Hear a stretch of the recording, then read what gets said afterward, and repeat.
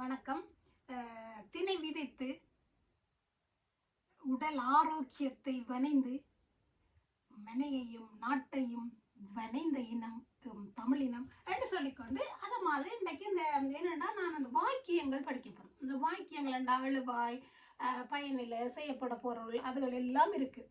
அந்த வகையில் நான் அது ஒன்றும் படிப்பிக்காமல் இலகுவான முறையில் how easy way to learn Tamil. அப்போ அவ்வளவும் படிப்பிக்காமல் ஒற்றை சொல்லில் வாக்கியம் அதாவது கமாண்ட் சென்டென்ஸ் சொல்கிறோம். அதில் வினை சொல், அதனால வினையில் தொடங்கினேன். அப்போ இந்த வினை சொல்லில்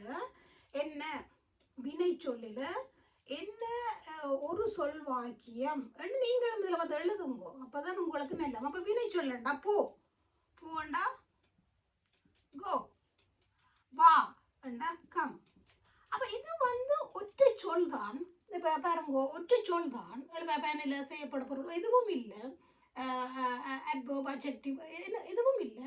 simple one word one sentence. That is the beauty to easy way to learn Tamil. அப்போ நீங்கள் சொல்லுங்க, நீங்கள் you have got one sentence in one word என்று நீங்கள் சொன்னீங்கன்னா அவைகளுக்கு நல்ல சந்தோஷமாக இருக்கும். இவ்வாறான சொற்களை நீங்கள் கண்டுபிடிச்சு அவைகளை நீங்கள் பிள்ளைகளுக்கு சொன்னீங்கன்னா அவைகள் இலகுவாக கற்றுக்கொள்ளுவிடும். அதாவது வினைச்சொல் verb என்ன அந்த வகையில் verb இப்போ ஓடு வேண்டாம். இது verb வெறும் ரன்.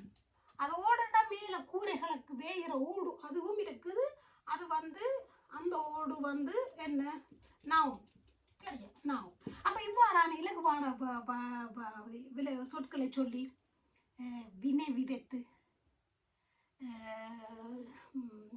நாம் வாழும் வாழ்க்கையில் மற்றவர்களுக்கு ஒரு வினை சொல்லாக செயல்படுபவர்களாக இருந்து நாம் வாழ இந்த வினைச்சொல்லே எங்களுக்கு திணியாய் அமைந்திருக்குன்னு சொல்லி எல்லோருக்கும் நல்ல நாளாக அமையுது. இன்னும் ஒரு லெசனில் சந்திப்போம். நன்றி.